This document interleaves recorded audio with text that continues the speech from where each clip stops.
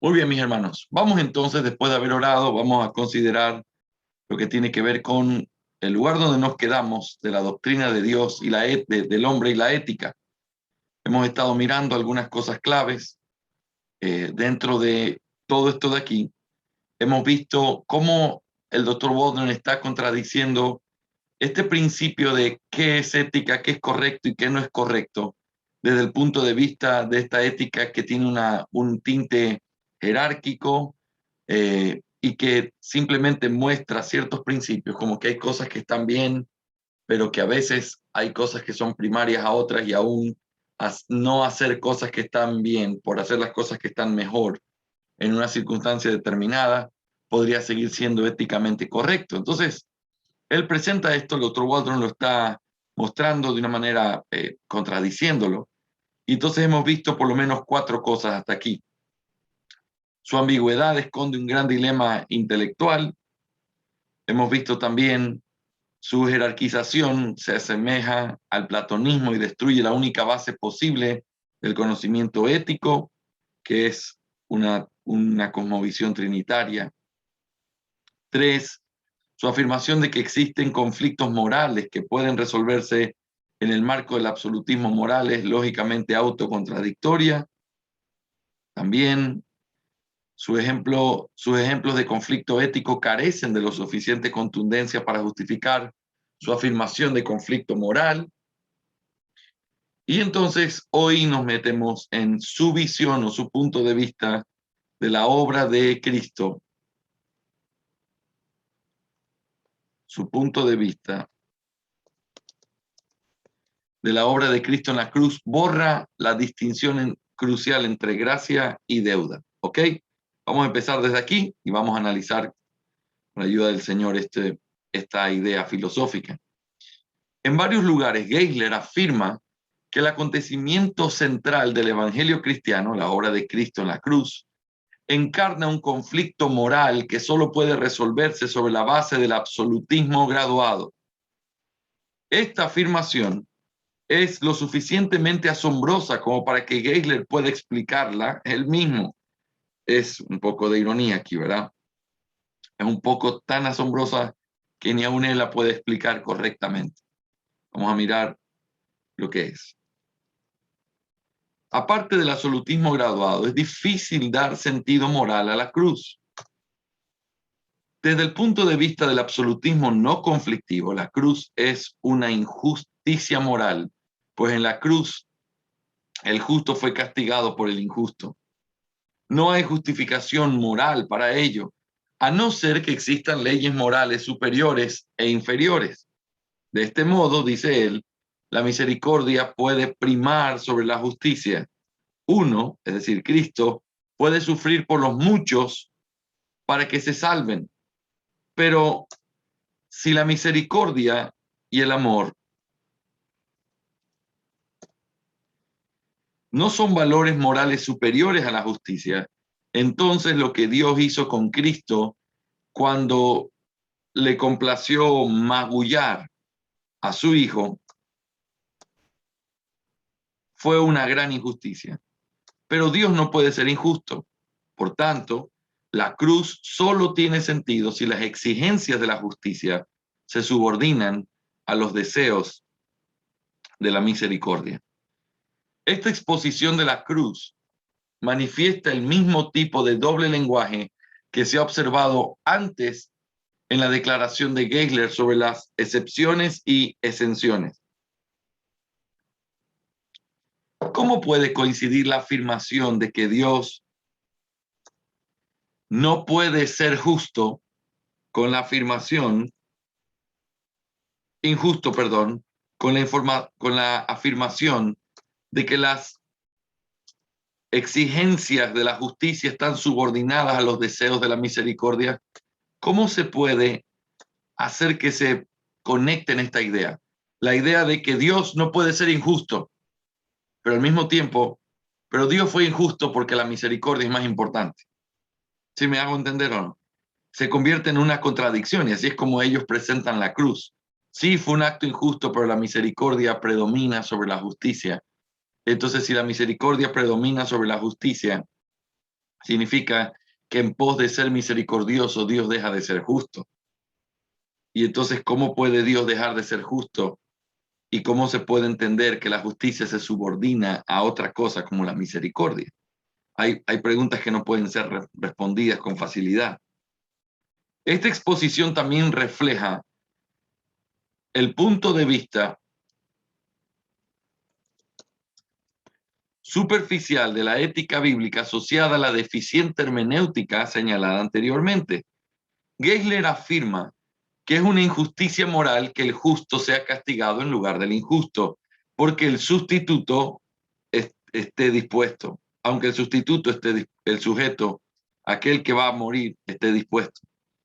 Esta afirmación no puede sostenerse. Es ciertamente injusto por parte de un juez castigar a una persona inocente que no está dispuesta a hacerlo por crímenes que no ha cometido. Pero si la persona inocente está dispuesta y los motivos de la persona inocente son buenos, ¿en qué se basa la afirmación de Geisler? Solo hay dos posibilidades. Una tiene que ver con Dios y la otra con el Señor Jesús. Esta afirmación puede sostenerse sobre la base de que es injusto que Dios acepte un sustituto. ¿Realmente quiere Geisler enseñar esto? También puede sostenerse sobre la base de que es absoluta y universalmente ilegal que una persona inocente soporte voluntariamente el sufrimiento. Yo, al menos, no conozco ninguna ley que prohíba de forma absoluta soportar voluntariamente el sufrimiento. Sufrir no es pecado. Estas dificultades con la exposición de la cruz de Geisler palidecen al lado de la última que se señalará. Sencillamente, Geisler vicia el propio concepto de gracia al plantear una jerarquía ética que sitúa la misericordia por encima de la justicia. Si esto es así, la implicación es que por exigencias de su propia naturaleza, Dios debe mostrar misericordia allí donde la justicia y la misericordia entran en conflicto. Esto significa que, si es cierto, como afirma Geisler, que Dios no puede ser injusto, es aún más cierto que Dios no puede dejar de mostrar misericordia. Esto significa que Dios tiene la obligación ética impuesta por su propia naturaleza de mostrar misericordia allí donde la justicia y la misericordia entran en conflicto. Según este punto de vista, el infierno debe ser vaciado, porque en la condenación de cada habitante del infierno entran en conflicto las exigencias de la misericordia y la justicia. Solo el semipelagianismo de Geisler le salva aquí del universalismo. Suponemos que cree que la gracia, que la misericordia de Dios se ve frustrada por la impenitencia de los hombres. Para alguien que cree en la soberanía de la gracia, esta opción no está disponible. Otra dimensión de este problema es que hace que el envío de Dios o el hecho de que Dios haya enviado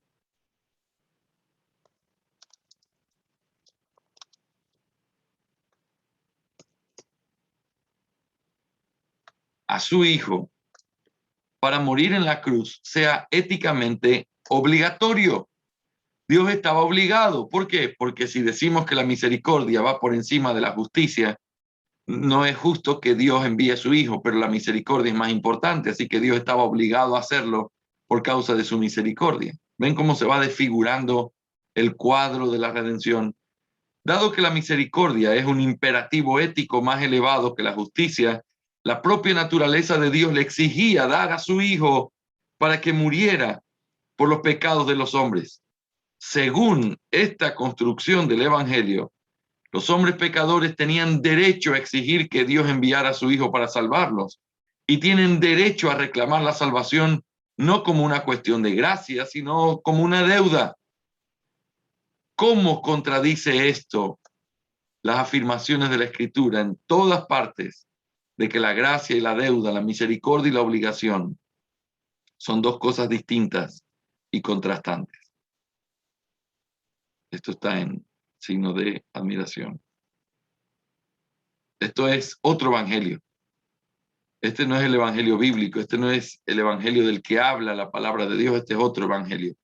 El semipelagianismo implícito en el punto de vista de la cruz de Geisler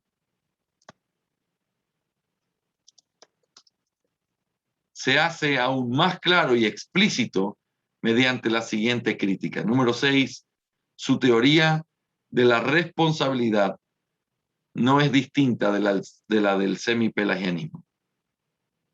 En la página 130, Geisler responde a la objeción de que el absolutismo graduado niega la depravación total.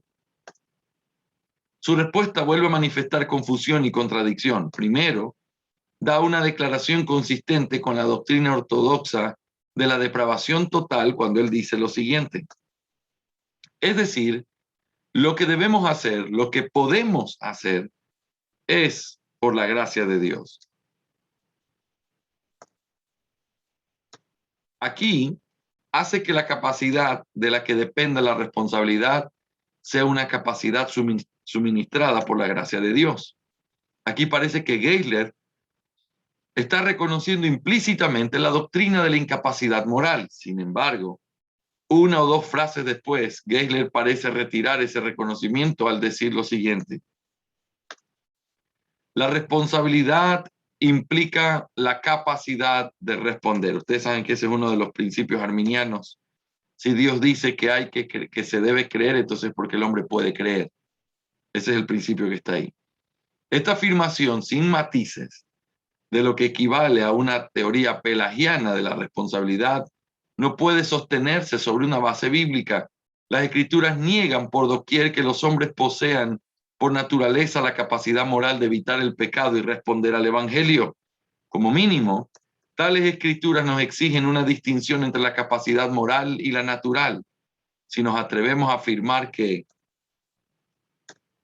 la responsabilidad implica la capacidad de responder.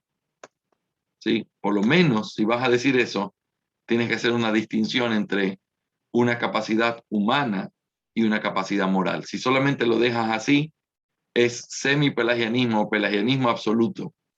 Pero si tú lo explicas, quizás podría ser de manera muy rara una especie de entendimiento arminiano, por lo menos, de que todo eso descansa en la capacidad que Dios le otorga al pecador. Sus implicaciones, número 7, contradicen numerosas e importantes afirmaciones bíblicas. Una vez más, en este apartado no podemos tratar exhaustivamente a Geisler. Varios puntos de vista requieren nuestra atención. En primer lugar, Geisler cita Mateo 22, 34 y 35 como apoyo al absolutismo graduado. Una lectura superficial aislada de estos versículos podría sugerir una similitud entre ellos y el absolutismo graduado. Cuando Jesús afirma que hay un gran y principal mandamiento, es decir, el primero, ¿verdad? Amarás a Dios. Y también un segundo, y el segundo es similar a este, recuerdan las palabras. Esto suena como una forma de jerarquía incipiente. Cuando se lee el texto, esta interpretación es inmediatamente asaltada con dificultades. En el versículo 39 dice, por ejemplo, de estos dos mandamientos depende toda la ley y los profetas. Jesús plantea aquí la coherencia y la armonía entre todas las partes del sistema ético revelado en el Antiguo Testamento. Afirma que el resto del sistema ético del Antiguo Testamento fluye y depende de los dos grandes mandamientos para su correcta interpretación. ¿Cómo es esto coherente con el planteamiento de un conflicto moral por parte del absolutismo graduado? Noten, cuando entra en conflicto el amor al hombre y el amor a Dios, entonces tiene que ser escogido el amor a Dios. Eso mostraría aparentemente que hay un conflicto moral y que entonces hay un tipo de grados de importancia dentro de la moralidad. Pero cuando el texto dice de estos dos mandamientos depende la ley, inmediatamente te muestra que no es lo uno sobre lo otro, sino que el uno es primario sobre el otro, pero que no es contradictorio sobre el otro. De hecho, sobre los dos se sostiene el sistema ético de la ley moral de Dios. Por lo tanto, es mejor considerar que la preeminencia de los dos grandes mandamientos consiste en que son mandamientos que tienen un significado fundacional y hermenéutico para el significado del resto de los mandamientos del Antiguo Testamento. Amar a Dios es el principio hermenéutico más básico para entender los mandamientos del Antiguo Testamento. Amar al prójimo es el segundo principio más básico. También se puede considerar que estos mandamientos enuncian los valores más básicos que se reflejan en el resto de la ética del Antiguo Testamento. En cualquier caso, no es necesario ver en este pasaje una ética estructurada jerárquicamente. Los dos grandes mandamientos son simplemente dos mandamientos universales, no conflictivos, que existen en armonía e igual ultimidad con los particulares de la ética bíblica. Ninguno está más atrás del otro, simplemente que funcionan en una conexión perfecta. Muy bien, déjame mirar aquí.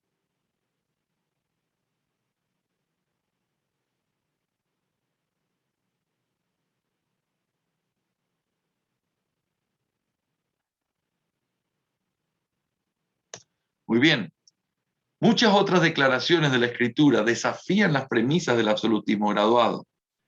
Hablan de uno de los 10 mandamientos, Romanos 7:12. Hablando de uno de los 10 mandamientos en Romanos 7:12, afirma que la ley es santa y el mandamiento es santo, justo y bueno. Parece ser de la esencia del absolutismo graduado afirmar que en algunos casos la obediencia a los preceptos de la Escritura no será productiva o no será parte del bien, porque hay cosas que a veces siendo buenas podrían ser malas dependiendo del caso, como ustedes ven en el absolutismo graduado. En otras palabras, no serán beneficiosos y ventajosos.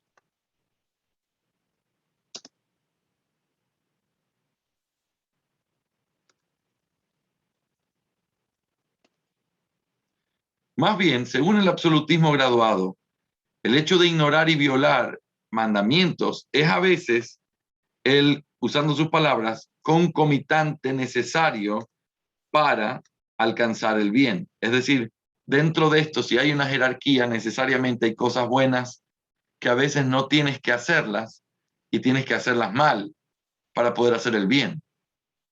Eso es contradictorio en la misma esencia, ¿sí o no? En este sentido, parece oportuno recordar que Dios en el monte Sinaí no dio las 10 prioridades ascendentes, sino los 10 mandamientos. Del mismo modo, podemos preguntarnos si podemos mentir para salvar la vida, si también podemos asesinar, cometer adulterio, blasfemar y robar. Geisler no señala un texto que tiene la apariencia de enseñar explícitamente el conflicto moral. Es Mateo 12:5, donde dice: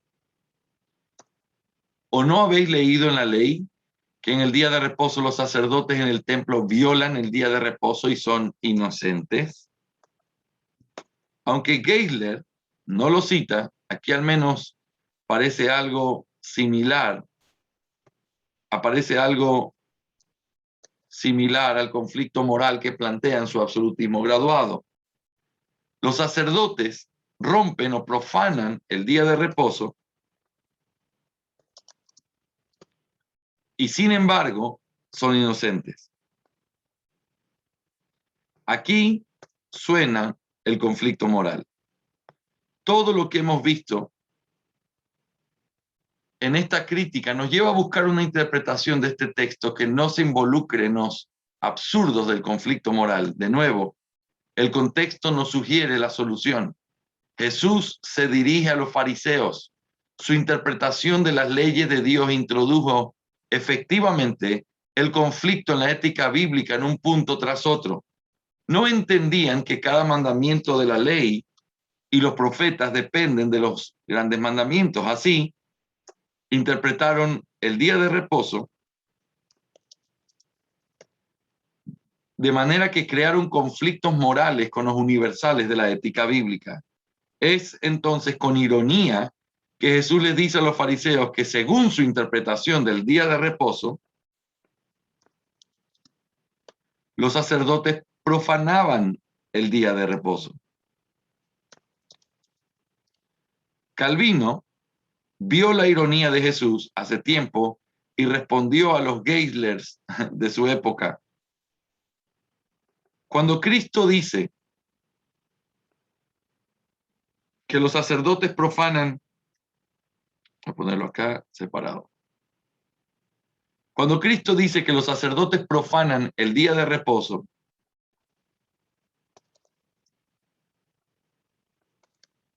la expresión no es estrictamente exacta y se acomoda a sus oyentes, pues cuando la ley ordena a los hombres abstenerse de sus empleos, no les prohíbe realizar los servicios de la religión, pero Cristo admite que es verdad lo que podría ejercer a los ojos de las personas ignorantes, y se contenta con demostrar que los trabajos realizados en el templo no son ofensivos para Dios. Esto está fuerte, pero es la forma en la que realmente creemos que es lo que aparece. Fíjense todo lo que nosotros podemos tomar de aquí, mis hermanos, con respecto a la ética. Cuando uno habla de estos grados morales, inevitablemente tú tienes que decir que, dado el caso, vas a tener que escoger entre uno y no en el otro, porque aunque el otro está bien y es correcto, no hacer lo que es correcto está bien en ciertos casos. Y entonces se convierte en un conflicto moral. ¿Lo pueden ver o no? Se convierte en un desafío en el que tú tendrías que llegar a afirmar en seco que a veces hacer lo malo es bueno y que a veces romper las reglas es parte de lo que significa hacer el bien. Eso lo que hace finalmente termina creando un conflicto moral que nunca la Biblia lo presenta. Cuando la Biblia habla de que este es el primer mandamiento y el segundo es muy similar, está mostrando una conexión o un origen que, por supuesto, amar a Dios es superior a amar al hombre, pero no están en conflicto, ni tampoco son algo que son contradictorios y que tienes que entonces amar a Dios antes que amar al hombre en ciertos casos. Le pongo un ejemplo. Si tú tienes un padre que es abusivo, si hay un niño que tiene un padre que es abusivo y el niño no obedece a su padre sobre ciertas cosas abusivas, el no obedecerlo no es odiar a su padre. De hecho, es honrarlo, porque lo que está haciendo el padre es una deshonra, y obedecerlo en su deshonra sería deshonrarlo. Entonces, no hay manera de poder quebrantar los mandamientos cuando tú decides hacer las cosas bien. Los mandamientos son el bien absoluto y la ley moral de Dios. Así que no hay grados y no hay conflictos al respecto. Por supuesto, hay distinciones que vamos a tener que hacer y meditar y pensar. Y hay asuntos éticos que son sumamente difíciles. Pero no hay grados en los que entonces una persona que sus hijos están muriendo de hambre y entonces lo que él tiene que hacer es robar para que no se mueran de hambre. Tú justificarías que robar está bien en ese caso. ¿Me hago entender? Entonces, ahí es donde entran los problemas y los dilemas morales que son difíciles de resolver, pero donde no se resuelven simplemente haciendo grados o tratando de interpretar que hay grados en los que esos principios morales funcionan. ¿Estamos claros hasta ahí? Muy bien, quiero saber si hay preguntas con respecto a lo que hemos visto en esta crítica de Geisler. Hay que leer a Geisler para poder entender lo que él está diciendo, pero creo que el Dr. Waldron ha hecho un buen trabajo mostrándonos simplemente esto. Tú llegas a cosas que son completamente una falacia cuando tú sigues de manera cercana y cuidadosa el principio de una ética gradual. ¿Sí? ¿Por qué? Porque entonces tienes que terminar de decir que hay conflicto. En la cruz se encontró un conflicto. Hay injusticia. ¿Pero por qué Dios permitió que se haga una injusticia? Porque su misericordia es más última que su justicia. Y entonces Dios puede ser injusto si es misericordioso.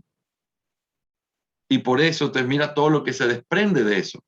Entonces el sacrificio de Cristo era una obligación de parte de Dios. Entonces lo que Dios hizo en la cruz es de alguna manera pecado, pero es un pecado que es sostenido, cuidado por el hecho de que había misericordia de por medio. Si sigo ese razonamiento, me pregunto, entonces no debe haber infierno. Porque al final, Dios, en vez de ejercer su justicia, debería ejercer su misericordia. Por último, En el mejor de los casos debería haber aniquilación del alma. Como dicen los adventistas, ¿cómo puede ser que un Dios lleno de amor permita que alguien sufra por la eternidad en el infierno? Y entonces aplicaría la misericordia sobre la justicia. ¿Ves todas las cosas que podrías llegar a decir siguiendo un hilo de razonamiento?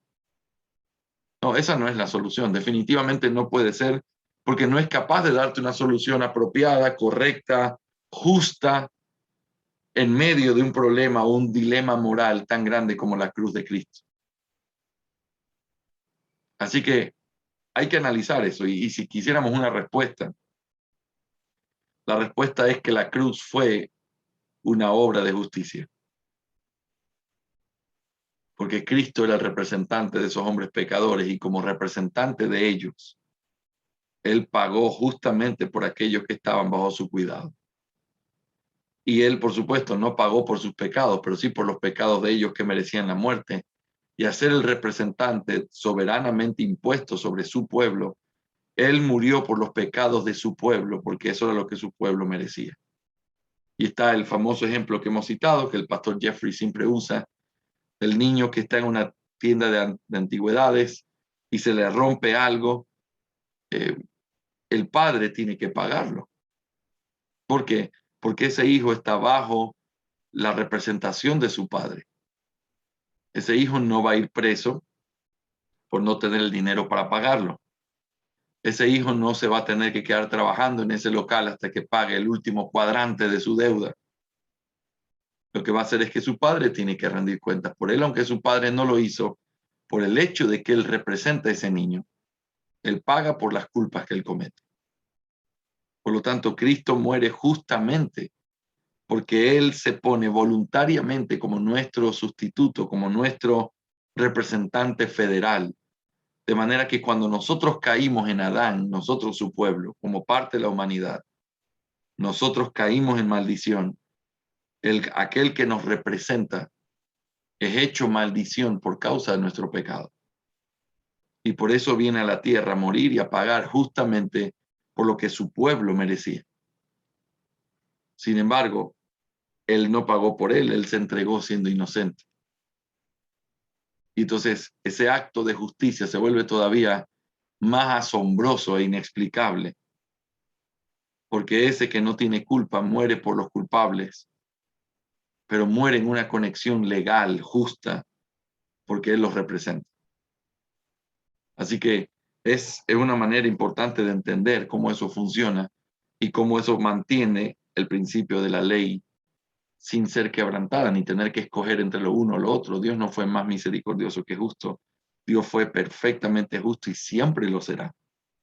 Por eso sostenemos el infierno y por eso creemos que las personas perecerán en el infierno por toda la eternidad. Porque sí, puede ser un acto que quizás no es de tanta... Contéstale, Osvaldo. Dile que estoy en clase, que hablo ya. Osvaldo es hermano de Quito, ¿verdad? Llámalo por 1689. Full reforma. Entonces, cuando uno piensa en todas estas cosas, uno se da cuenta que realmente hay una forma mejor de resolver. Y tenemos que ser sensibles con nuestros hermanos, no es que lo hacen deliberadamente. Geisler está tratando de presentar algo de una manera para entender cómo funciona la ética. Pero lo que tenemos que saber es si tú sigues ese camino de la ética, puedes llegar a quebrantar lo que significa el sacrificio de Cristo. ¿Me hago entender? ¿Está clara la idea? ¿Tienen algún comentario aquí, mis hermanos, sobre lo que hemos visto hasta aquí?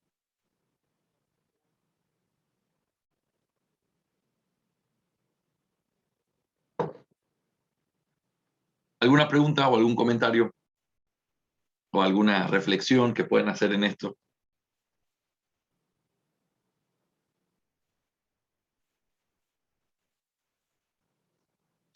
¿Lo estamos entendiendo o más o menos, mis hermanos?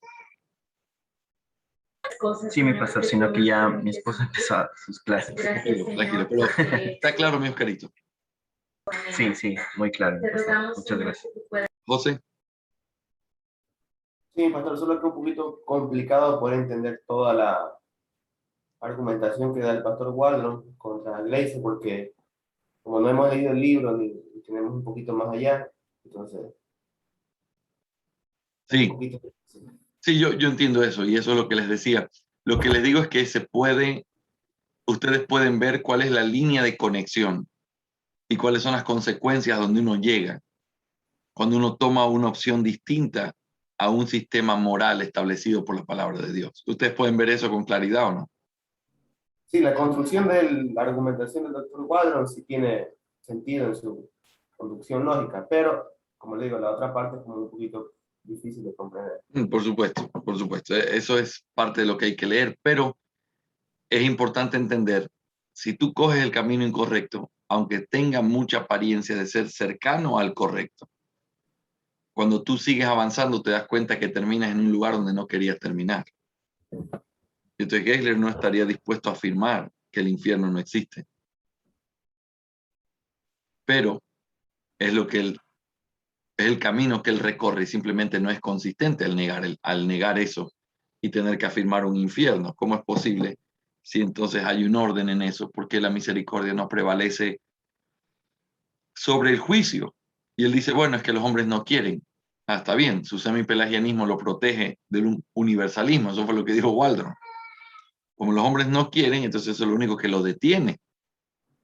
Pero si fuera desde una visión calvinista de un Dios que impone y establece, inevitablemente el infierno no existiría. ¿Sí me explico, no? Entonces, el punto para aprender aquí es, si tú escoges un camino erróneo para resolver aún cosas bien prácticas, como el hecho de que alguien te pregunte, mire, pasó esto, ¿qué piensas? Cuando tú encuentras algo así, tienes que saber que si escoges el camino incorrecto, donde vas a terminar es un lugar donde no quieres estar. ¿Sí?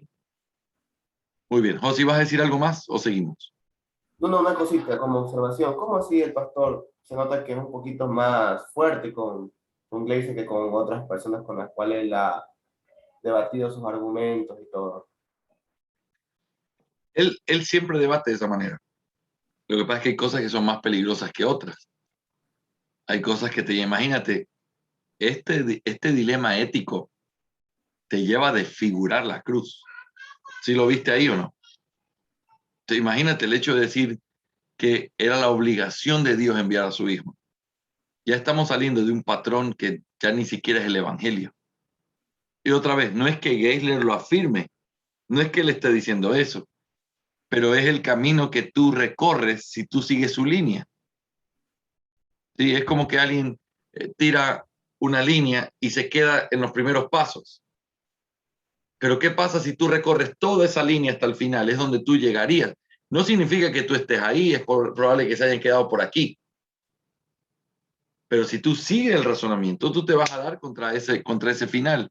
Es como cuando hablamos de los continuistas y decimos los continuistas van por un camino peligroso. ¿Por qué? No es que ellos nieguen eh, el hecho de que la Biblia esté completa o el hecho de que Dios ya no revele o la suficiencia de la Escritura. No, ellos lo afirman, algunos de ellos, pero es porque se paran aquí.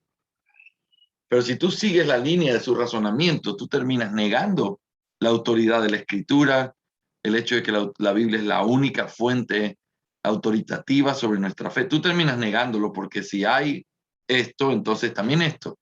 Porque si entonces decimos esto, entonces también esto otro. Me hago entender, si tú sigues el razonamiento, y eso es una parte importante. En este problema ético, si tú sigues el razonamiento, te enfrentas con una desfiguración de la cruz y te encuentras con un Cristo que no es Cristo y con un Padre que no es el Padre y con un infierno que ya no existe, simplemente por tomar este camino en el sentido ético. Para poder resolver cosas menores, puedes escoger cosas que si tú lo ves en una escala mayor, te puede llevar a desfigurar el Evangelio. ¿Se acuerdan lo que yo siempre les repito? Qué importante es ser consecuente.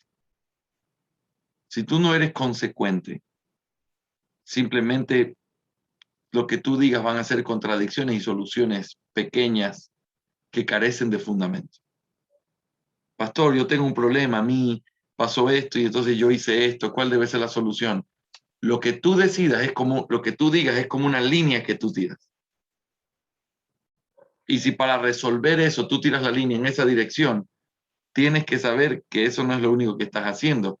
Estás a través de tu respuesta, que pudiera ser algo tan temporal y tan pequeño y tan doméstico, podrías estar desfigurando el evangelio si sigues la línea de lo que dijiste. Me hago entender cuál es el punto pastoral en esto y por qué nosotros, aún hasta para aconsejar las cosas más básicas, debemos tener claridad sobre un asunto ético como este. ¿Cuál es la verdadera posición y la forma en la que deberíamos entender la ética cristiana? ¿Cómo deberíamos comprenderla? ¿Puedo realmente decir que hay cosas en las que a veces el mal menor debe ser escogido por un bien mayor? Hay muchas películas sobre esto. La última película que recuerdo haber visto completa con mi papá yo estaba en Guayaquil y era una película sobre una especie de hombre que era contratado para un servicio y entonces se da cuenta que su capitán con quien iba era una máquina moderna, ¿verdad? Que parecía un hombre. Y entonces este hombre lo llevaba y al final descubre que el plan que este hombre tenía era matar una gran población de la humanidad.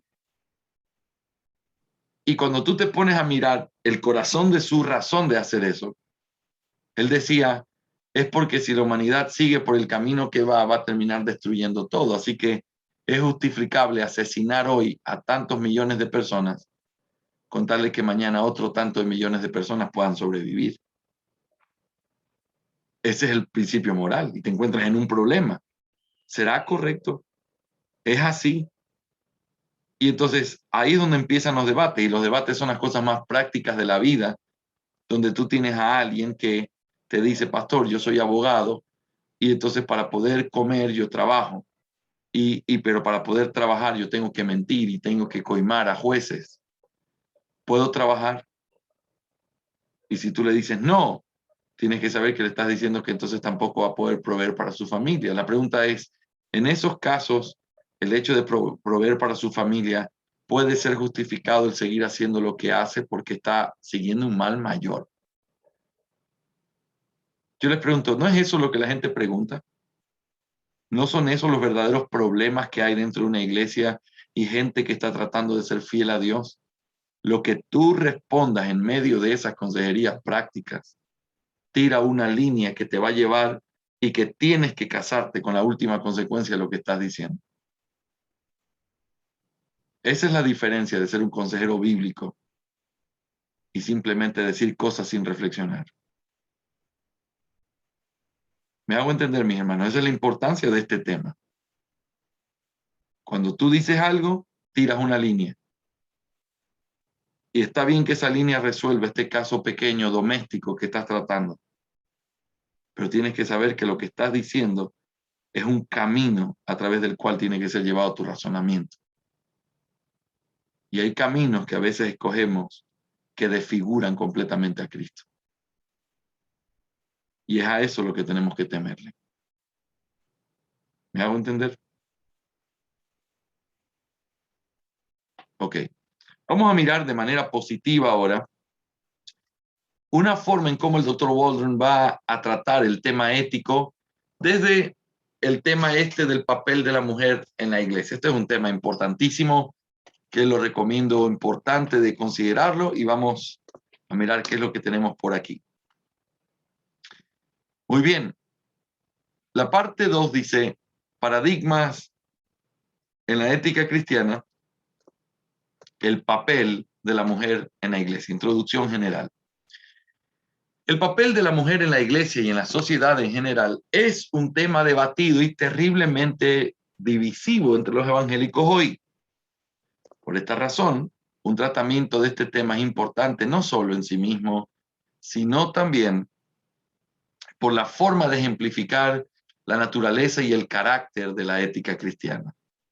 Trataremos este tema exegando, no sé qué significa esa palabra, vamos a pintarla aquí y después revisarla. Los tres pasajes más importantes, ok, haciendo una exégesis, eso es lo que está diciendo.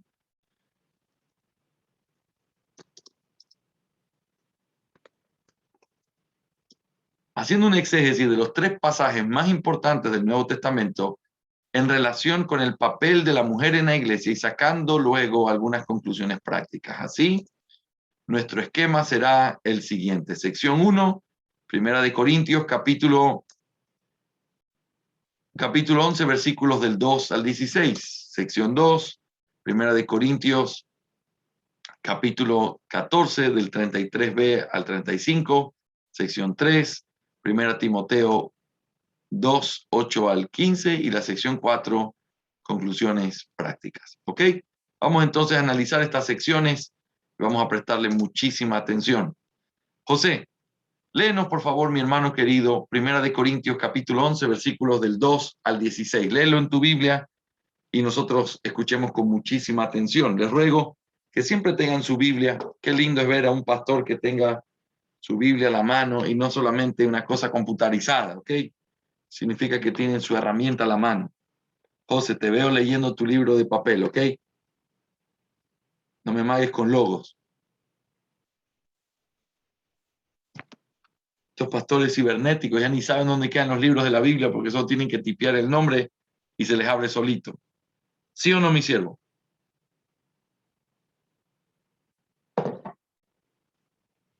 Dale, mi José. 11 del 2 al 16.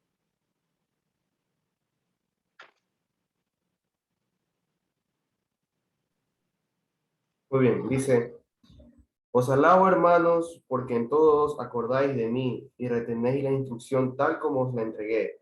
Pero quiero que sepáis que Cristo es la cabeza de todo varón y el varón es la cabeza de la mujer y Dios la cabeza de Cristo.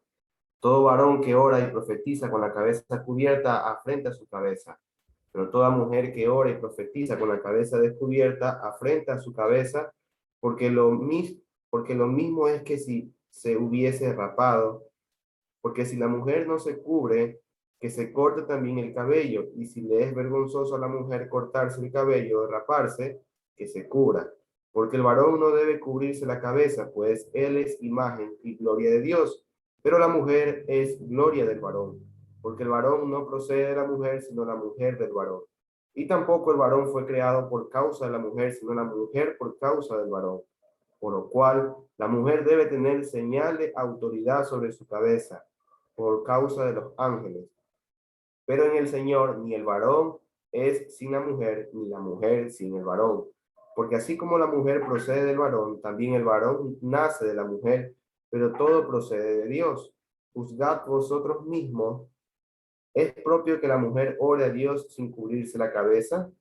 La naturaleza misma no os enseña que al varón le es deshonroso dejarse crecer el cabello.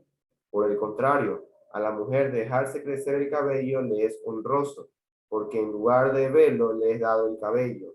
Con todo eso, si alguno quiere ser contencioso, nosotros no tenemos tal costumbre ni las iglesias de Dios. Amén. Gracias, mi José. Qué bendiciones leer la palabra de Dios directamente y pensar. Es que hay algunas cosas bien importantes y anhelamos que este exégesis sea realmente de gran beneficio. Así que tengan ahí sus Biblias abiertas y vamos a ir mirando cada cosa que encontramos aquí. A modo de introducción de Primera de Corintios 11 del 2 al 16, quiero hacer referencia a 3 cosas. Número 1, el tema de esta sección, es decir, de qué está hablando, en qué lugar o terreno se encuentra este pasaje. Primera de Corintios es una carta orientada a los problemas. A través de los informes que se habían filtrado de una carta formal de la iglesia, Pablo había sido informado de una serie de cuestiones y preguntas sobre las que se necesitaba una dirección apostólica autorizada. Primera de Corintios es la respuesta de Pablo a esas necesidades. ¿Cuál es el problema que se aborda en esta sección de la carta? El título no inspirado de la nueva versión internacional es Propiedad en la adoración. Ha expresado y formado la comprensión de muchas personas sobre este tema. Si bien esta sección tiene algo que ver con el decoro, no es propiedad, sino... Si alguno de ustedes tiene una NBI para ver cuál es el título que aparece en español. Es como la forma apropiada de estar en la oración. ¿Tú tienes, Oscarito, una NBI? ¿Cómo aparece el título? Sí, pastor.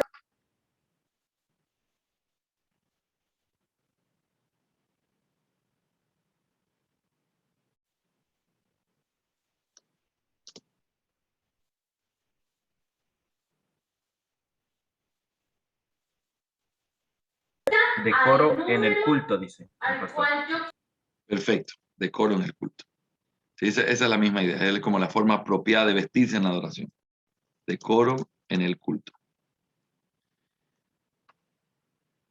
Una lectura superficial de esta sección de Primera de Corintios informará al lector más dormido de que el tema que Pablo está tratando ahora es el de las mujeres que se cubren la cabeza.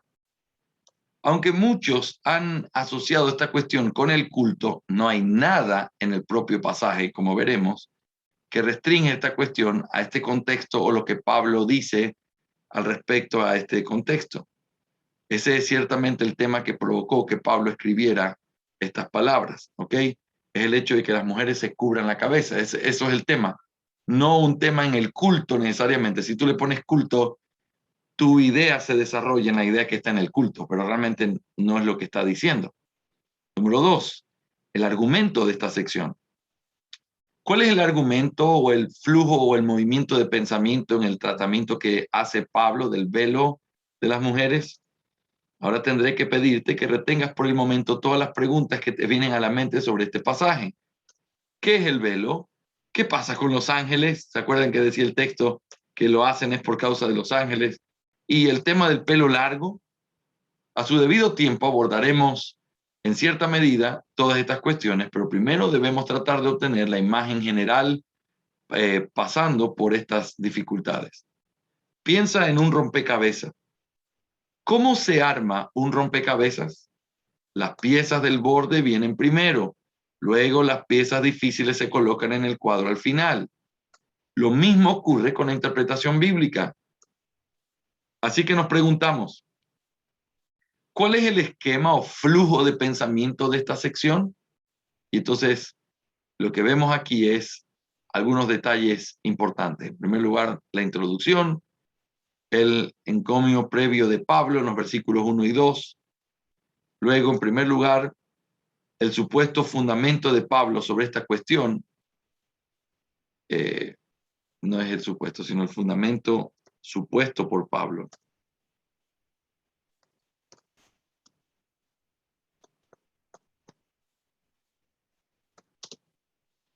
Existe, y ese fundamento es este, existe un orden divino que fundamenta el mundo y proporciona el marco para responder a la pregunta sobre el velo de las mujeres.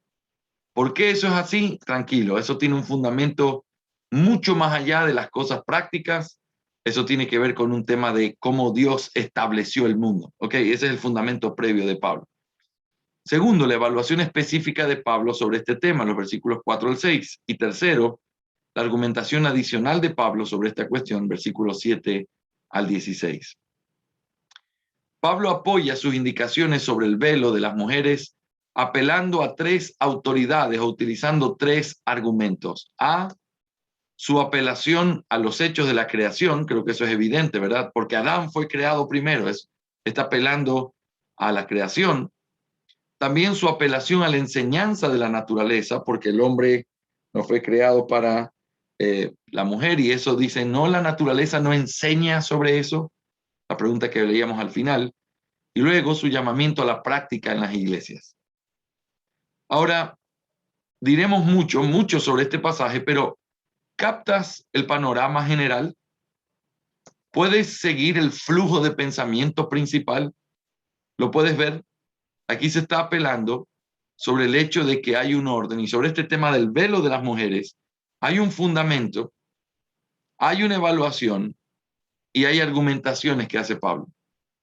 Y estas argumentaciones o estas indicaciones surgen de tres argumentos o apelaciones a las que él hace.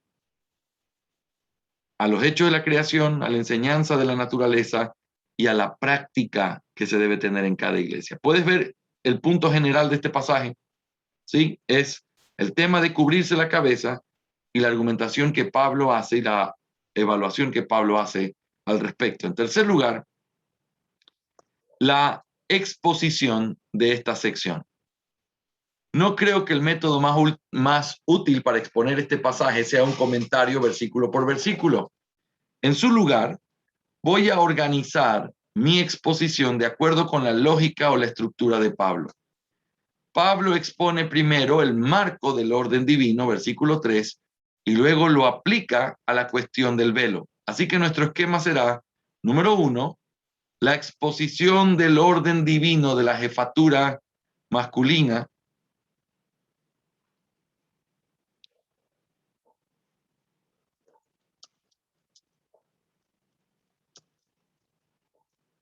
Así está mejor.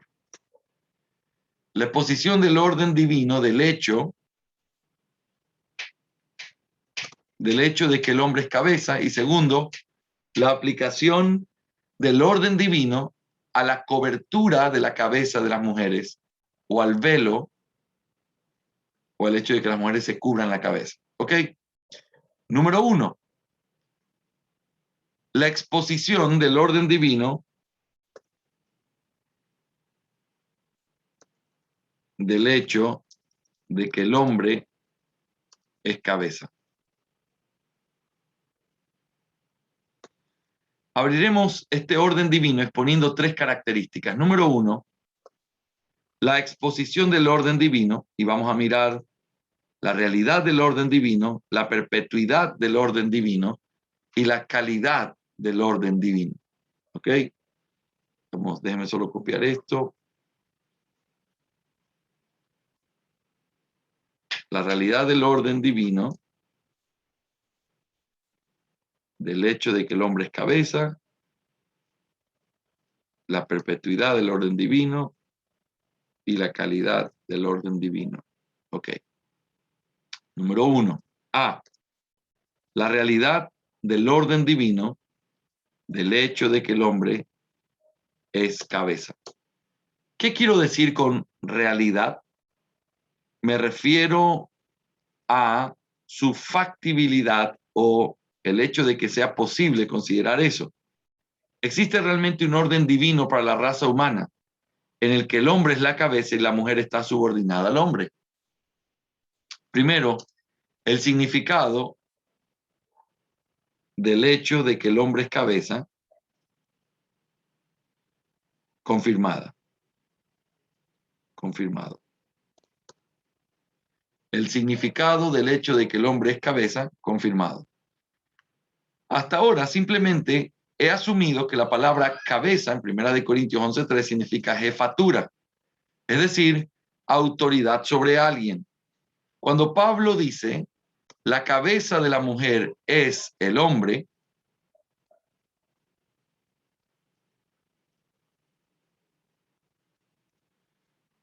he asumido entonces también que está diciendo la autoridad sobre la mujer es el hombre. No estoy solo en esta suposición. Este significado fue asumido por toda la iglesia cristiana en el siglo XX. En este siglo, este significado ha sido cuestionado por ciertas llamadas feministas cristianas. Estas han afirmado que cabeza nunca significa autoridad sobre, sino que a menudo significa fuente o comienzo. Así, en 1 Corintios 11:3 debe leerse insertando la palabra fuente en vez de cabeza. ¿Ok? Se puede imaginar la locura que hay detrás de esa idea. Estas afirmaciones son refutadas en detalle por los siguientes hechos. Número 1, un estudio exhaustivo realizado por el Dr. Wyden Grudem de 2.336 ocurrencias donde aparece la palabra cabeza en el griego bíblico y prebíblico, ha demostrado que no hay un caso en el que cabeza signifique fuente, sino 49 veces en las que significa autoridad sobre.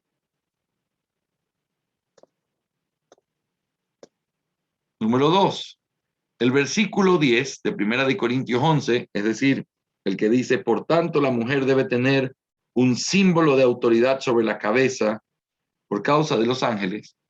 El versículo 10 del capítulo 11 confirma que el hecho de que la mujer se cubriera la cabeza estaba relacionada con la idea de autoridad. Nótese el paralelismo de los versículos 8 y 9 con la afirmación del versículo 3. Es porque la mujer vino del hombre y fue creada para el hombre que debe tener una señal de autoridad masculina sobre su cabeza. Aquí, en el versículo 10, se utiliza la palabra griega específica que significa autoridad. Autoridad aquí implica superioridad legal en el rango, ¿ok? Aquí simplemente se está probando que la idea de cabeza tiene que ver con autoridad sobre. Porque si dice que el hombre es cabeza de la mujer, entonces significa que el hombre tiene autoridad sobre la mujer. Por lo tanto, debe ser demostrado que cabeza significa autoridad sobre, ¿sí? Y no como dicen estas feministas, la fuente o el primero. Cabeza significa a menudo autoridad sobre o gobernante en la Biblia.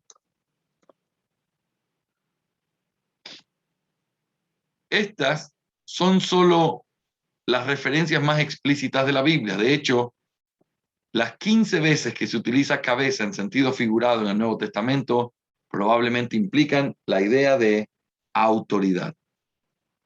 A la luz de estos hechos, las afirmaciones de las feministas cristianas de que cabeza no significa autoridad sobre, sino que a menudo significa fuente, son, en el mejor de los casos, una ignorancia pecaminosa de la Biblia o, en el peor, una perversión deliberada. ¿Ok? El doctor Waldron estaba rajatabla en estos días escribiendo estas palabras. La idea del hecho de que el hombre es cabeza declarada, aclarada. La discusión sobre el significado de cabeza en 1 Corintios 11:3 ha comenzado a aclarar el significado preciso de la idea de jefatura masculina. En cierto sentido, iremos aclarando la idea de la jefatura masculina a lo largo de nuestro estudio, pero es importante empezar por aquí. La jefatura masculina es una cuestión de posición jurídica y de autoridad objetiva, es decir, no es principalmente una cuestión de influencia subjetiva o de poder en bruto. Hay una diferencia entre poder y autoridad.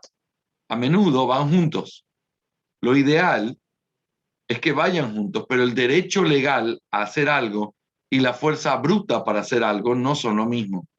Puede haber un rey legítimo cuyo trono ha sido usurpado por un poderoso general. Tiene la autoridad o el derecho a ser rey, pero no tiene el poder para hacerlo. En este caso, el poder se ejerce para rebelarse contra la jefatura. Sin embargo, no todo el poder en manos de subordinados o súbditos es necesariamente malo o una violación de la jefatura del soberano. Piensa en un consejero anciano y sabio que ha guiado sabiamente al padre de un joven príncipe antes de que este padre muriera y el joven príncipe se convirtiera en rey. Idealmente y de forma adecuada, ese consejo debería ejercer una enorme influencia y poder sobre el joven rey. Esta influencia bien ejercida no es una violación de la autoridad del rey, no es una rebelión por parte del consejero, no. ¿Ves la aplicación de estas ilustraciones a la jefatura masculina en el hogar y el matrimonio y en cualquier otra esfera? ¿Te das cuenta? Un buen consejero puede ayudar al rey y aunque le diga cosas que el rey termina haciendo lo que el consejero le pide, eso no es una violación de la autoridad que tiene el rey, sino de hecho complementarlo. ¿Me hago entender? Y eso es algo importante. La jefatura masculina no se avergüenza, vamos a pintar esto, no se avergüenza de la realidad de que el carácter de una esposa puede tener una enorme influencia o su sabiduría, un gran poder para moldear tus decisiones. Allá, es hombres. Simplemente una apelación.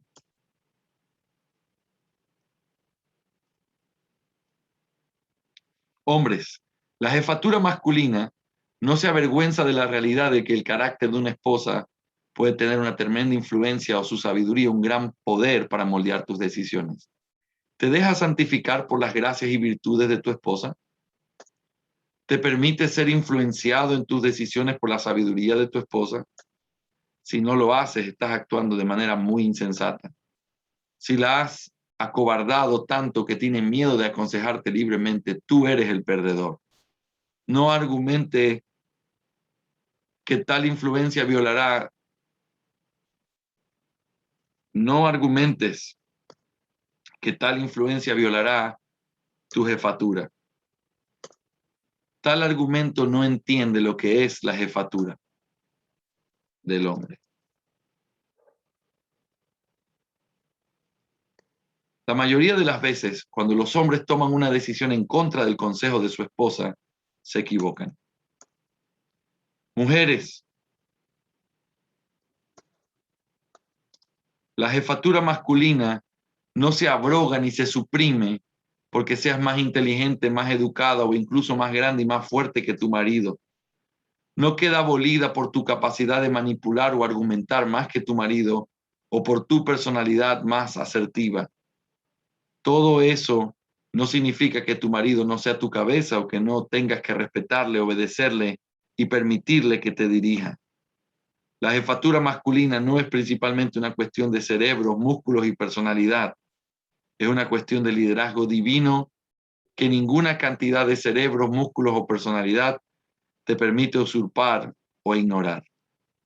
A medida que continuamos nuestro estudio del liderazgo masculino en la iglesia, se evitarán muchas trampas y conceptos erróneos al recordar lo que es y lo que no es el liderazgo masculino. Es un asunto de autoridad objetiva, no una mera influencia subjetiva. ¿Puedo decir una palabra más de aplicación antes de continuar? ¿Qué concepto liberador es que este de la jefatura masculina? Debería liberar a los hombres de la sensación de que su jefatura se ve socavada cada vez que escuchan los consejos de su esposa.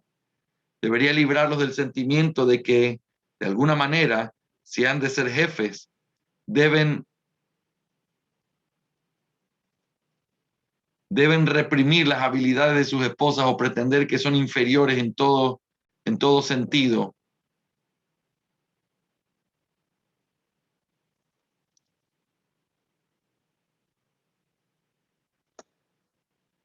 Deberían liberar a las mujeres de la idea de que la jefatura masculina significa que nunca podremos ser todo lo que estamos destinados a ser. Es una frase común del feminismo.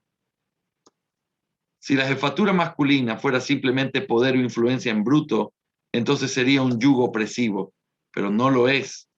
Las mujeres no tienen que temer que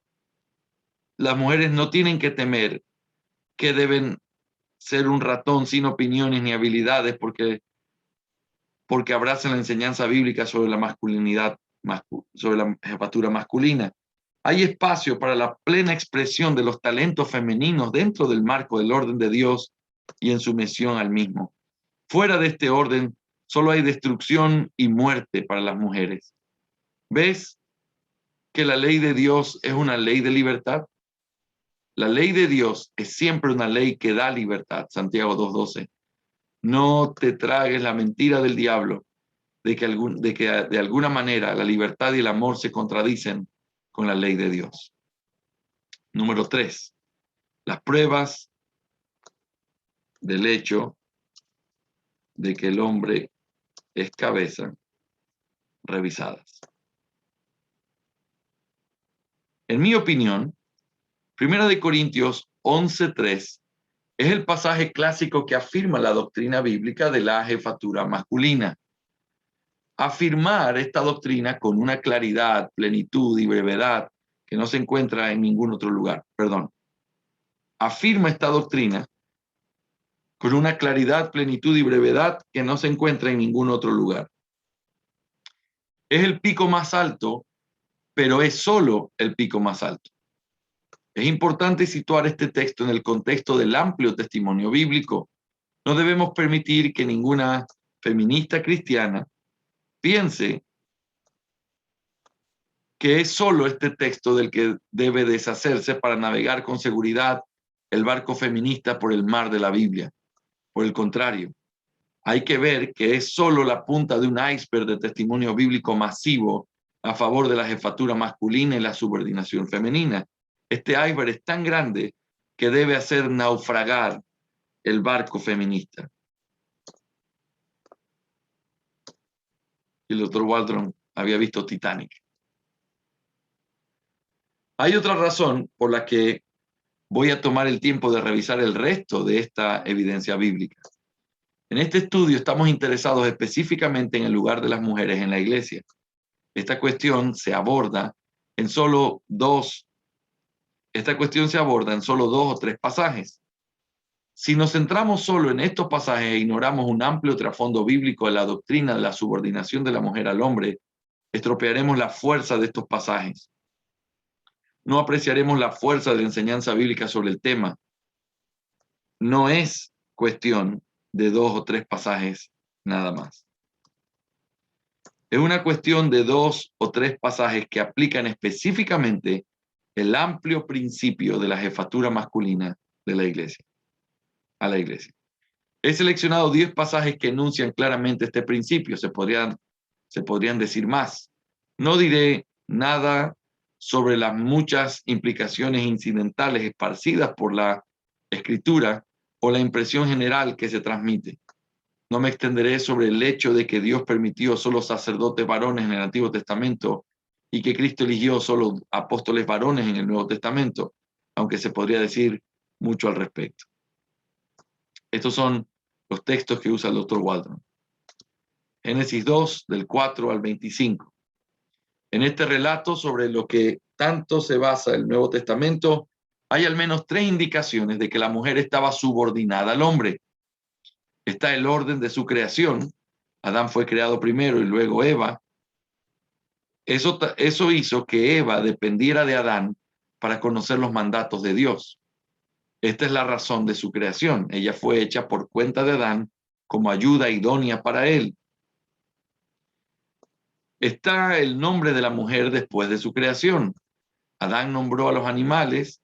Esto manifiesta su autoridad sobre ellos, pero también nombró a Eva, y 2 veces, mostrando su autoridad sobre ella. Esos son detalles importantes de observación en este pasaje.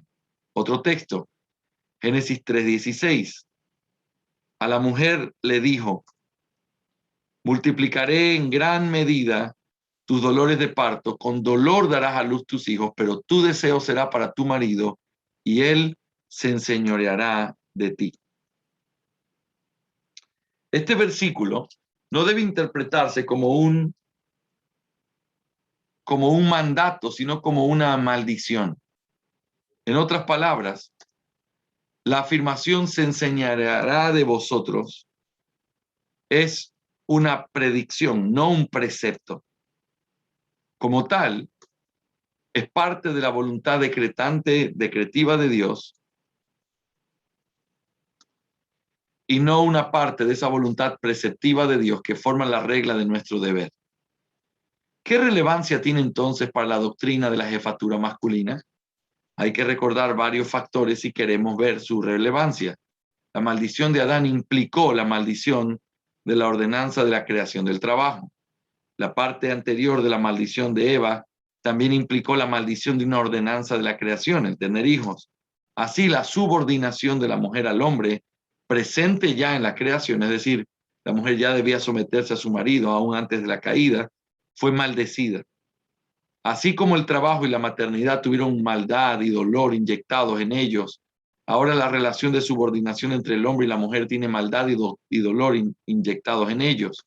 El punto es que Génesis 3:16 asume que ya en la creación la mujer estaba bajo el hombre y el hombre gobernaba a la mujer. Números 5, 19 y 20 es el pasaje número 3. Y el sacerdote le hará prestar juramento y le dirá a la mujer: si ningún hombre se ha acostado contigo y si no te has extraviado en la impureza, estando bajo la autoridad de tu marido, sé inmune a esta agua de amargura que trae una maldición. Si, sin embargo, te has extraviado, estando bajo la autoridad de tu marido, y te has contaminado, y un hombre que no sea tu marido ha tenido relaciones contigo, sigue todo el principio o la orden que se estaba dando aquí. Noten que está la autoridad del marido claramente dicho, ¿no? Números 30 del 1 al 16. Este pasaje implica claramente la autoridad del marido sobre la mujer al darle dentro de ciertos límites el derecho de anular los votos sagrados a Dios hechos por su esposa. Obsérvese el paralelismo entre la autoridad paterna y la marital. Es interesante porque las mujeres hijas que estaban en casa y que no estaban casadas estaban bajo la autoridad del padre y la esposa estaba bajo la autoridad del hombre. Vemos ahí la autoridad del hombre sobre la mujer. Ahora también encontramos pasajes como Efesios 5:22, esposas, estad sujetas a vuestros maridos como al Señor. Nótese la correlación entre someter y la idea de cabeza. El hombre es cabeza sobre la mujer, ¿se acuerdan? En el pasaje, en este contexto, y entonces cabeza y someter están conectados. Es decir, cabeza significa autoridad, como hemos estado probando. Colosenses 3:18, esposas, estad sujetas a vuestros maridos como conviene en el Señor. 7. Tito 2:5, que sean sensatas, puras, trabajadoras en casa, bondadosas, sujetas a sus propios maridos, para que la palabra de Dios no sea deshonrada. Otra vez, sujetas a sus maridos. Primera de Pedro 3, del 1 al 6. Del mismo modo, vosotras esposas, sed sumisas a vuestros propios maridos, de modo que si alguno de ellos es desobediente a la palabra, pueda ser ganado sin rechistar por el comportamiento de sus esposas, sin rechistar. No vas a andar rechistando, carito José. Al observar vuestra conducta casta y respetuosa, y que vuestro adorno no sea meramente externo, trenzado el cabello y usando joyas de oro o poniéndose vestidos, sino que sea la persona culta de corazón, con la cualidad imperecedera de un espíritu apacible y tranquilo, que es preciso a los ojos de Dios. Porque también las mujeres santas que esperaban en Dios solían adornarse de esta manera, siendo sumisas a sus propios maridos. Así Sara obedeció a Abraham, llamándole Señor, y vosotros os habéis convertido en sus hijas, si hacéis lo que es justo sin acusaros por ningún error. Noten otra vez la conexión de sujeción. Solo estamos probando bíblicamente el hecho de la sujeción de la mujer sobre o al marido. 1 Timoteo 2, 8 al 15. Quiero pues que los hombres oren en todo lugar levantando manos santas sin ira ni disensión. Asimismo quiero que las mujeres se adornen con ropas adecuadas, modestias y discretamente, no con cabellos trenzados, ni con oro, ni con perlas, ni con vestidos costosos, sino más bien con buenas obras, como corresponde a las mujeres que se aprecian de ser piadosas. Que la mujer reciba tranquilamente la instrucción con entera sumisión, pero no permito que la mujer enseñe o ejerce autoridad sobre el hombre, sino que permanezca callada, porque fue Adán quien fue creado primero y luego Eva, y no fue Adán quien fue engañado, sino la mujer. Al ser engañada cayó en la transgresión, pero las mujeres serán preservadas por el hecho de tener hijos si continúan en la fe, el amor y la santidad con autocontrol.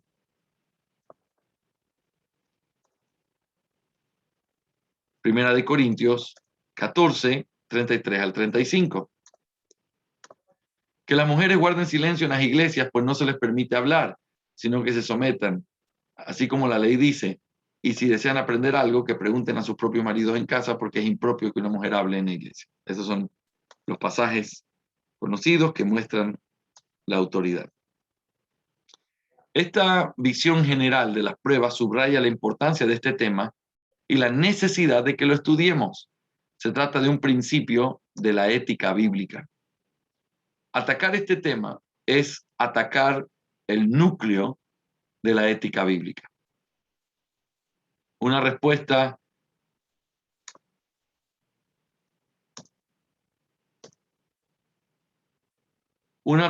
que preveo es que alguien diga, pastor, no veo qué tiene de complicado todo esto. Me parece que la Biblia es clara en cuanto a este tema. ¿Por qué tantos tienen un problema con ello?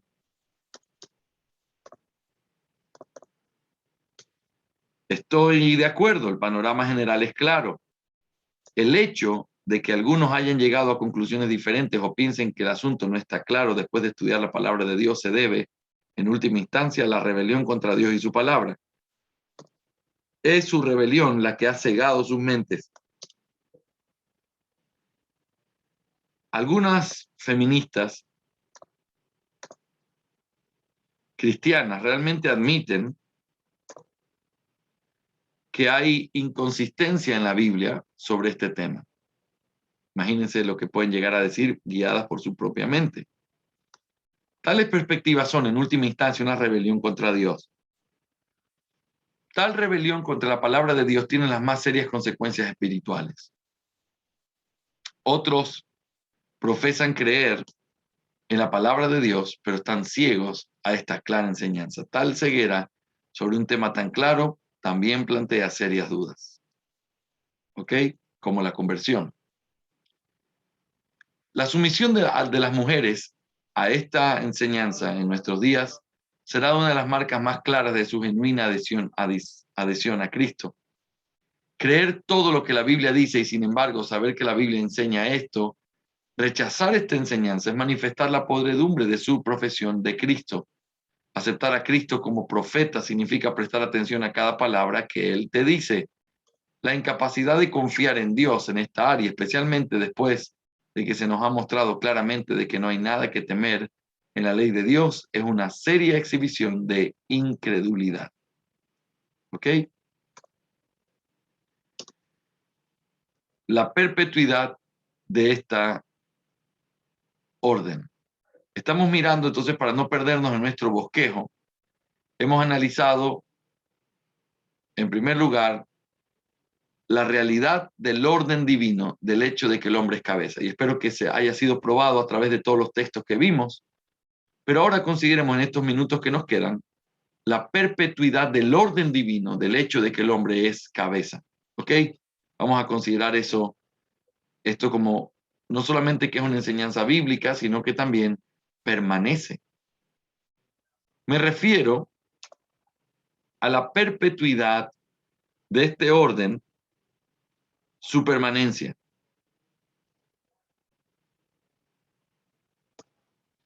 Si algo es permanente o perpetuo, es duradero o perdurable. Es lo contrario de lo efímero, lo temporal o lo impermanente. ¿Por qué es importante decir que el orden divino de la jefatura masculina es permanente? Porque una de las principales racionalizaciones del llamado feminismo bíblico es esta. Sí, dicen.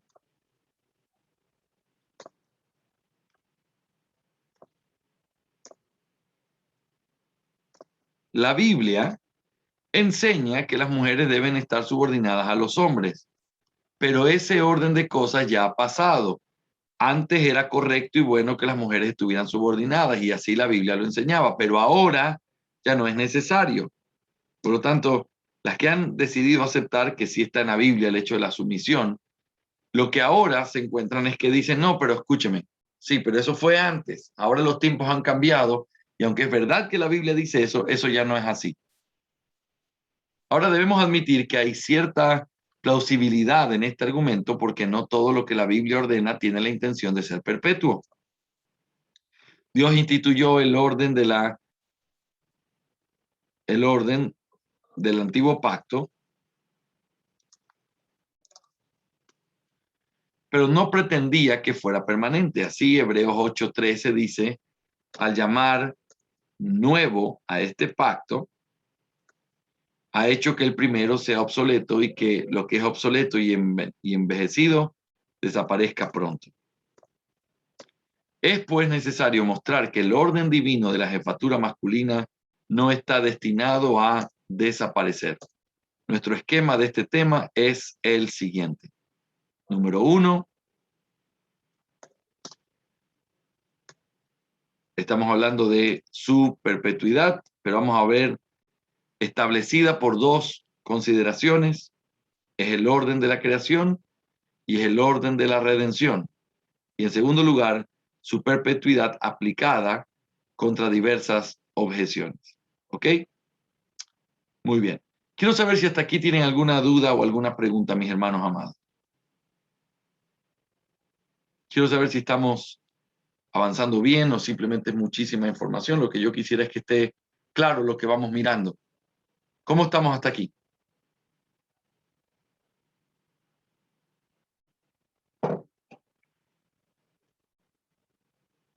José, ¿estás por ahí?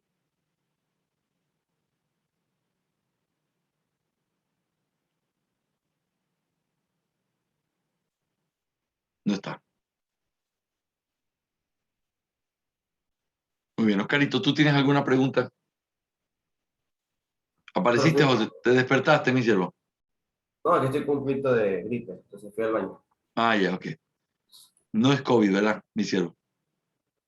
No, hasta el No, momento ya, no. está bien. Por el momento no, dice mi siervo. Muy bien, quiero saber si hay alguna pregunta o duda sobre la forma en la que está analizando el doctor Waldron.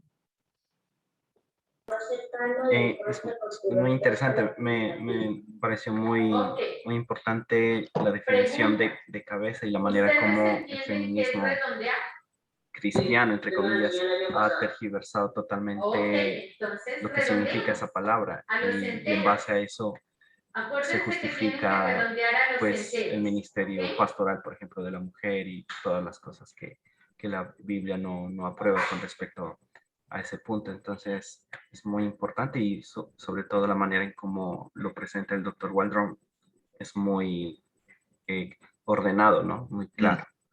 Entonces me parece muy Exacto, bien. exacto. Fíjense que a mí me impacta la forma en la que él lo presenta como una de las maneras en las que una mujer creyente manifiesta realmente su sujeción al Señor. Y es un punto determinante. ¿Qué pasa si una mujer que ha sido pastora por algunos años, por falta de conocimiento, se le enseña algo como esto y es confrontada con una verdad así? ¿Qué es lo que debería pasar? La respuesta es, debería venir en sujeción al Señor y arrepentirse, ¿sí o no? Y si no lo hace, realmente no está queriéndose agradar al Señor ni ser fiel al Señor. Lo que simplemente está haciendo es vivir conforme a su propio corazón. Es drástico, es fuerte, suena difícil, pero si uno lo piensa en un sentido sencillo, realmente es así. ¿Sí o no? Pastor, ¿y qué pasa si no se vuelve de ese camino? Pudiéramos uno considerar que realmente no es creyente. Es una muestra de rebelión contra el Señor, porque si está en la Biblia y está claramente mostrado, es que ni siquiera es para decir, no, lo que pasa es que yo no tengo esa interpretación, es que tú no puedes tener otra porque no puede ser más claro. Y entonces, en el momento en que alguien dice, no, yo no lo veo así, uno puede saber que esa persona está siguiendo sus propios intereses, su propio, yo quiero ser pastora, no importa si Dios quiere, pero yo quiero. Y entonces se convierte en algo muy dudoso en medio de ese proceso. ¿Sí? Muy bien, hermanos. ¿Estamos aprovechando al máximo ahora o quieren que paremos y seguimos después? Porque quisiera que tomemos al máximo provecho de lo que estamos mirando. ¿Estamos todavía con la pila puesta o no? ¿Cómo está mi siervo José? Bien, no sé si tal vez me gustaría más luego. Yo tengo que hacer algunas cositas. Ok, pero entonces démosle 15 minutos más y paramos, ¿ok? Ya. Muy bien, y así pararíamos por hoy. Muy bien, entonces continúo mirando. En primer lugar, su perpetuidad establecida, y vamos a mirar la primera consideración por la que es establecida, es el orden de la creación. Ya hemos visto que Pablo apela en los versículos 7 al 12 de este pasaje a los hechos de la creación para confirmar sus indicaciones sobre la necesidad de que la mujer se cubra la cabeza por el orden divino de la jefatura masculina. ¿Por qué apela Pablo a los hechos de la creación? Lo que fue instituido en la creación perdura mientras la creación perdura. Pablo asume de que lo que fue instituido en la creación tiene una relevancia permanente para los cristianos. Lo que es creacional para Pablo es perpetuo. Recuerda que Jesús pensaba lo mismo cuando demostró que su doctrina del matrimonio era verdadera, apeló a la creación, diciendo, y respondiendo dijo, ¿no habéis leído que los creó desde el principio, los hizo varón y hembra y dijo, por eso el hombre dejará a su padre y a su madre y se unirá a su mujer?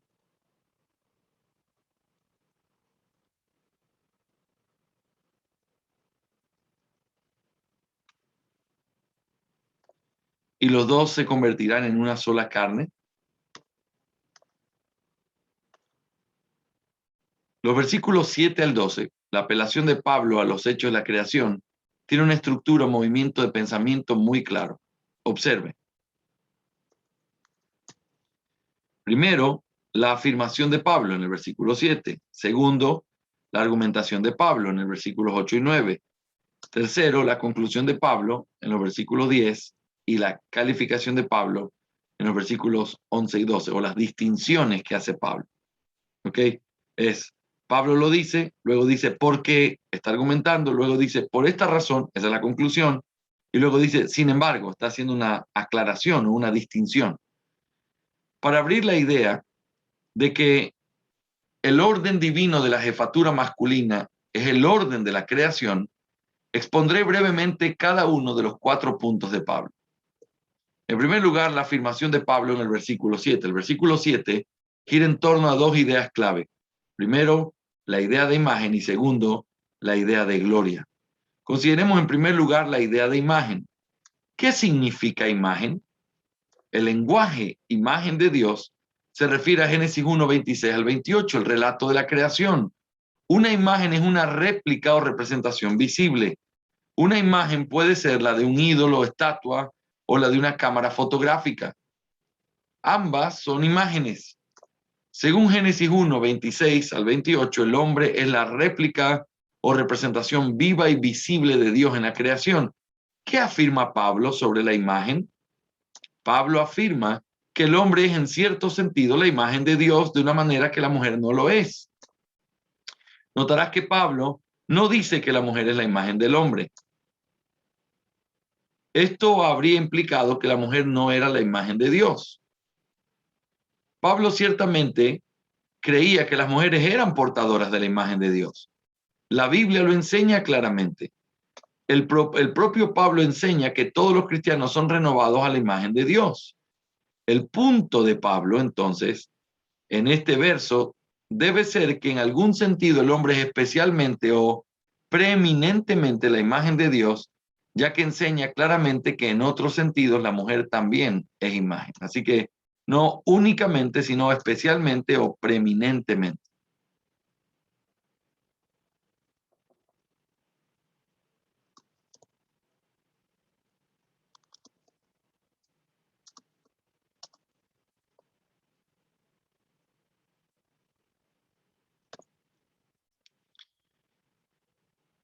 ¿Cuál es la imagen?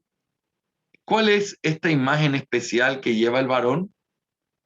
Ser imagen de Dios significa muchas cosas. El hombre se parece a Dios en muchos aspectos.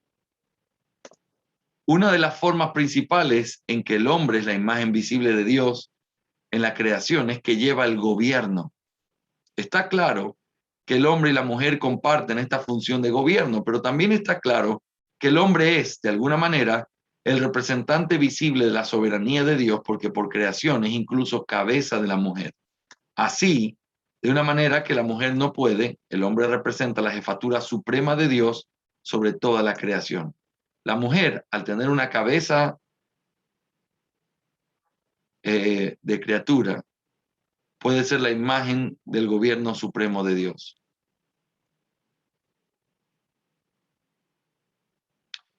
Una criatura como cabeza. So, volvemos a repetir la idea. La mujer, al tener una criatura como cabeza, no puede ser la imagen del gobierno supremo de Dios. El hombre, por decirlo así, no tiene a nadie más que a Dios sobre su cabeza, pero la mujer tiene al hombre como su cabeza. Entonces, en ese sentido, puede ser el hecho de que el hombre es una imagen en un sentido más fundamental o algo así, aunque ambos son imagen de Dios. Pueden ver su vocación, hombres, pueden ver cuál es su vocación.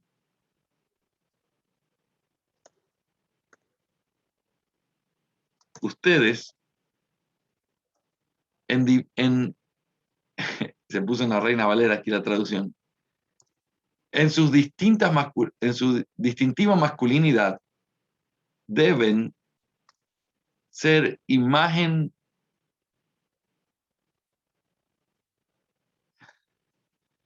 aquello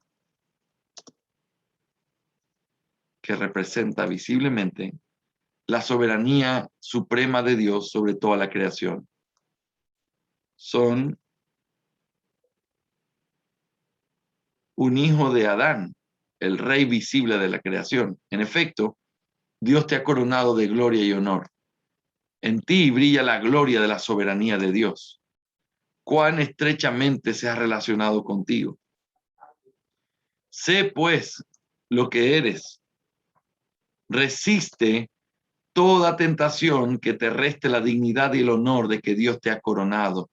Resiste todo impulso, deseo vil y degradado que pervierta la imagen que das del poder y la gloria de Dios. Es demasiado anticuado decir que debes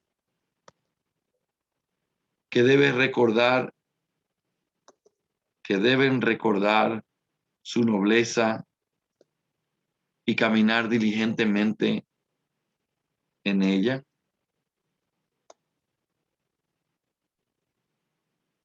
Ustedes son dioses.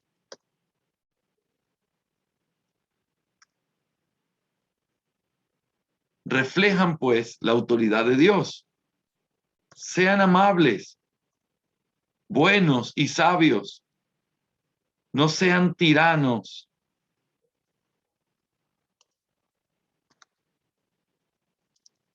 Con sus familias. Pero también sean fuertes, protectores, asertivos. No abdiques.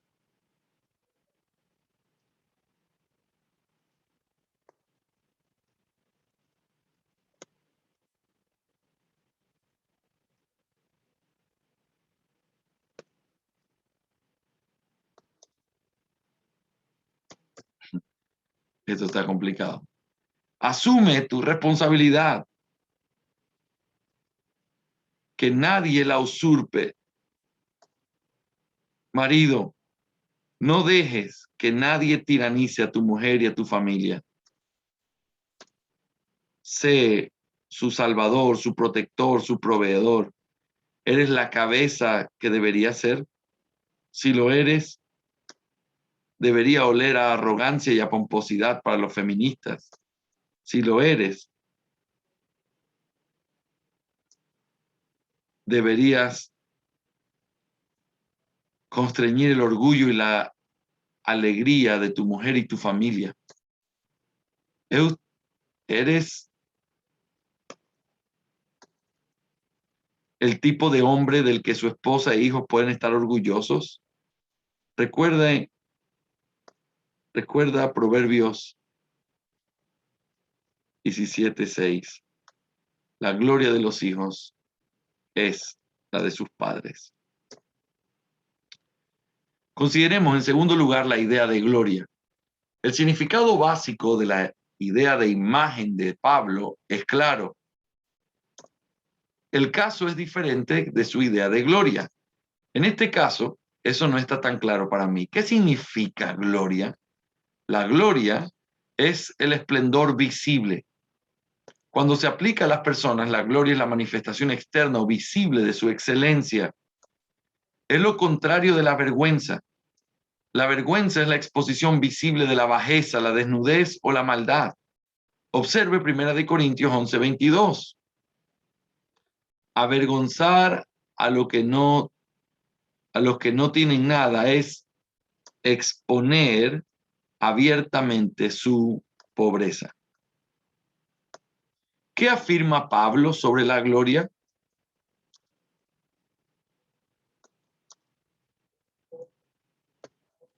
Afirma que el hombre es la gloria de Dios. Él es la manifestación visible de la excelencia del poder y la autoridad de Dios. En contraste con esto, nótese la construcción men.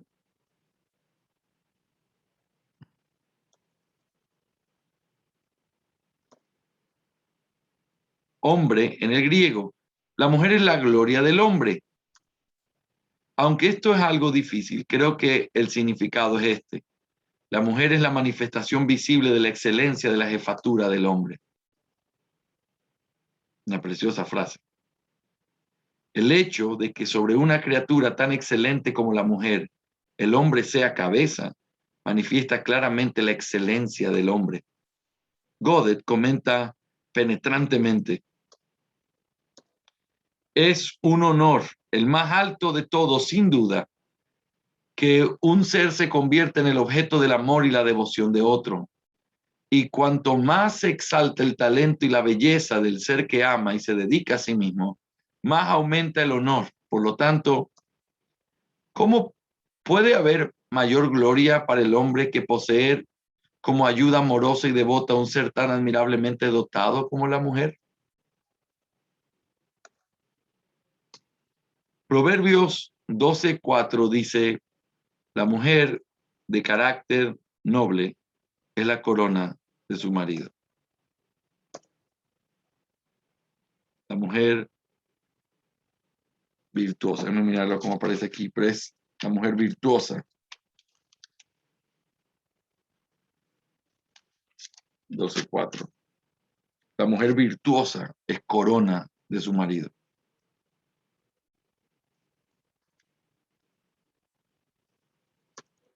Es corona de su marido. Excelente.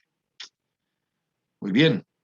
Vamos a parar aquí. Mañana vamos a continuar, mis hermanos, mirando, en segundo lugar, la argumentación que hace Pablo, mostrando con respecto al hecho de que la mujer fue hecha a partir del hombre y fue hecha para el hombre. Esto es parte de la ética y de cómo entendemos estos asuntos éticos. Mañana nos volvemos a encontrar, Dios mediante, a las 8 de la mañana para poder trabajar estas cosas y poder analizar lo que tenemos aquí.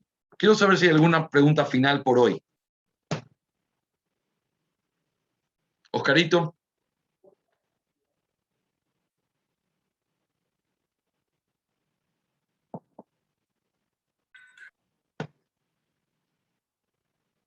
Con tantas afirmaciones que el doctor Waldron hace con respecto a la masculinidad, no es una responsabilidad muy grande, muy alta que el Señor nos ha dado.